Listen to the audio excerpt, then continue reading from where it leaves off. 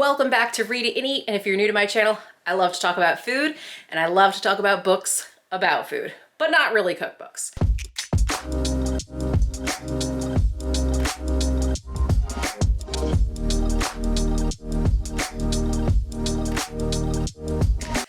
I'm here today to give you my list of favorite books about fungi and mushrooms that I own. I specify fungi because I'm going to talk about a couple books about truffles too. Truffles, mushrooms, everything in between. Now, to be fair, I haven't actually read all of these books yet, but I own them all, enough that I purchased them all, and I wanted to talk to you about them today. So first, let's talk about truffles. Truffles are fungi, and somehow it's the most expensive fungi in the world. And I super love reading about truffles. It all started a couple years ago when I actually read the book, The Truffle Underground. So The Truffle Underground is by Ryan Jacobs, and this book is all about the crazy underground mafia-like world of the truffle business. I liked this book so much that when I was crowdfunding last year for my small business, I curated a whole truffle box around it, and oh my god, it was such a delicious box. There were truffle slices, there were truffle crackers, it was awesome. But The Truffle Underground is a tale of mystery, mayhem, and manipulation in the shadowy market of the world's most expensive fungus. So this definitely takes place more in Europe than anywhere else, where the origins of the truffle business come from. You learn a little bit about the truffle dogs, the truffle hounds, excuse me, and where all of this business originally came from. Beneath the gloss of star chefs and crystal-laden tables, the truffle supply chain is touched by theft, secrecy, sabotage, and fraud. Farmers patrol their fields with rifles and fear losing trade secrets to spies. Hunters plant poisoned meatballs to eliminate rival truffle hunting dogs. Naive buyers and even knowledgeable experts are duped by liars and counterfeiters. That was probably one of the hardest parts to read about. Side note is the poisoning of other dogs. You can spend something like 15,000 euros just to get a dog that has a lineage of being a strong truffle hunter. But there is no one specific breed. There's a favorite breed out there for truffle hunting, but that's only one part of the book. I'd say this is great if you have never learned anything about truffles. You want to know the beginnings of it. This definitely takes on a investigative journal kind of ordeal. And sometimes it's so outrageous, the stuff that Ryan learns about, that you almost think this could be a movie. Now, if you want to learn about the truffle business, specifically the truffle business in America, I recommend the memoir Truffle Boy by Ian, well, I'm going to say this wrong, Ian Purkayashtha. And it is all about Ian's story becoming a truffle, basically the celebrity go-to truffle seller. Celebrity chefs in New York City, they call upon Ian. They call upon Truffle Boy.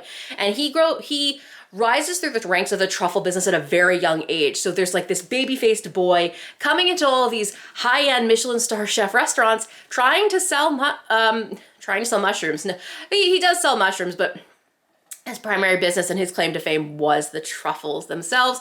And it's also his journey of what the world will look like as he starts to sell wares beyond truffles. The Truffle Underground primarily takes place in Europe, investigative journalism.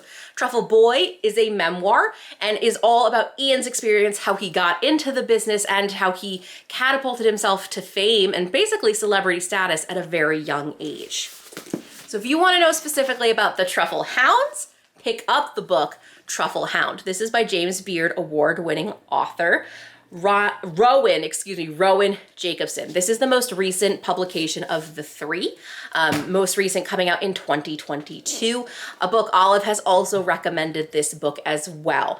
So Truffle Hound, on the trail of the world's most seductive scent with dreamers, schemers, and some extraordinary dogs. Now the book isn't only about dogs, but Rowan really goes into the field and does truffle hunting with the experts and their hounds. He travels the world as well, going for all over parts of the world, even back to America, to talk about the fledgling truffle business that's we're trying to grow and cultivate in the United States. So Rowan is a journalist in his own right, but he is a foodie and gourmand. And the story catapults and starts with him trying and smelling a white truffle that completely blows his mind. And it makes him into the Truffle Hound. I loved this book. I listened to it as an audiobook with Dan on a couple long road trips, and it was just such a delight to listen to. It It was interesting. It was exciting. You got to learn a lot more about the dogs and also the family businesses and how everything is really, really intertwined within the truffle world. Okay, we've gotten through the 3 truffle books in the world of books about fungi and mushrooms you should read. Now let's get more into the meat and bones of the mushroom books. First, I have Transforming Our World, The Mycocultural Revolution by Peter McCoy. This is a book I received from the publisher. It's very small, and it says, explore the fascinating world of mycology. Discover the glorious world of mushrooms, lichens, and microfungi, as described by Peter McCoy, one of today's foremost experts in the field, covering the essential information of skills for identifying, cultivating, and celebrating the uniqueness of fungi. This book enables anyone to quickly and easily engage with the vast opportunities to enhance our lives, support our communities, and heal our environment with fungi. So, like I said, this one came from the publisher. I haven't had a chance to fully read it, but there are really pretty illustrations in here and different ways not only to identify it, it really seems like it's broken up into, let me look at the table of contents. The past, the present, and the future of fungi, all with different kinds of subchapters within each of these parts, talking about mushrooms in umami, talking about the future and how mushrooms can be used as meat alternatives. It might be one of the future items to be a meat alternative. I don't know if you guys have heard of the group Meati, M-E-A-T-I. Meati celebrates mycelium and using mycelium as a meat replacement. They have launched chicken, ground beef, and steak. I've actually had the opportunity to try the chicken breast, the breaded chicken breast, and the grilled chicken breast, and they are a pretty good substitute for meat. They're not claiming to be meat, but they get very close to the texture, and I think it's a great alternative in a world where we need to reduce our consumption of red meat. But anyway, cute little pocket educational introductory book all about mushrooms and the mycelium revolution. I totally digress, but also had to show you this amazing new mushroom bookmark. I work with Humdrum Papers a lot. Their bookmarks are often featured in a lot of the Read It and Eat boxes, and she just sent me this mushroom bookmark, excuse me, just as a sneak peek of something that's coming. I'm kind of bummed because I have a mushroom box currently for sale in my shop. It is a curated mushroom adventure. You can grow your own mushrooms, try mushrooms in chocolate and in an oat milk latte, and you have 2 different books to choose from. While I have my own mushroom bookmark in that box, I did mention there are 2 different books to choose from in the mushroom box. The first is actually a fiction book called Ghost Music by An Yu. She is the author of Braised Pork. This book came out in November of 2022. For years, Song Yan has filled the emptiness of her Beijing apartment with the tentative notes of her young piano students. She gave up on her own career as a concert pianist many years ago, but her husband Bowen, an executive at a car company, has long rebuffed her pleas to have a child. He resists even when his mother arrives from southwestern Chinese region of Yunnan and begins her own campaign for a grandchild. As the tension of the household rises, it becomes harder for Song Yang to keep her usual placid demeanor, especially since she is troubled by dreams of a doorless room she can't escape, populated only by a strange orange mushroom. When a parcel of mushrooms native to her mother-in-law's province is delivered seemingly by mistake, Song Yang sees an opportunity to bond with her, and as the packages continue to arrive every week, the women stir-fry and grill the mushrooms, adding them to soups and noodles. When a letter arrives in the mail from the sender of the mushrooms, Song Yan's world begins to tilt further into surreal. Summoned to an uncanny, seemingly ageless house hidden in a hutong that sits in the middle of a congested city, she finds Bai Yu, a once world-famous pianist who disappeared 10 years ago. A gorgeous and atmospheric novel of art and expression, grief and survival, memory and self-discovery, Ghost Music animates contemporary Beijing through the eyes of a lonely yet hopeful young woman and gives vivid color and texture to a promise of new beginnings. So this is the fiction book option within the Read It and Eat mushroom box, if you're interested. It's actually the only fiction book I have in this whole list of mushroom books that I own.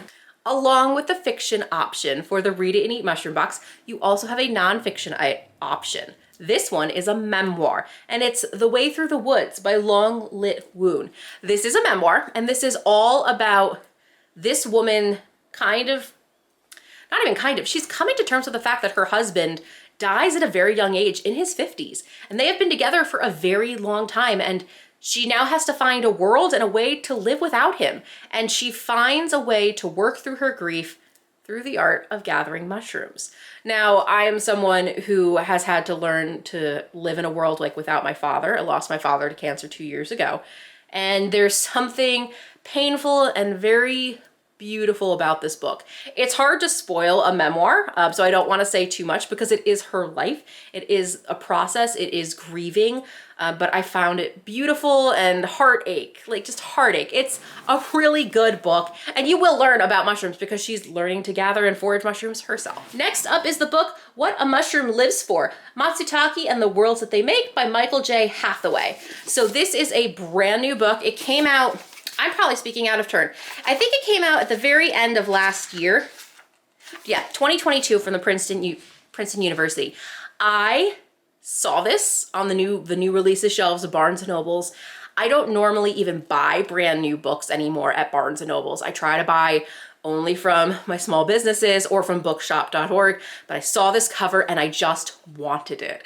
I don't know anything actually about matsutake mushrooms that makes them any different from any other mushroom, honestly. I don't know how to put it. Like, I know other mushrooms exist. I know portobello mushrooms, for example, but I have no idea what makes one mushroom different than the other than physical appearance. So I'm very excited that someone took the time to write a whole book about matsutake.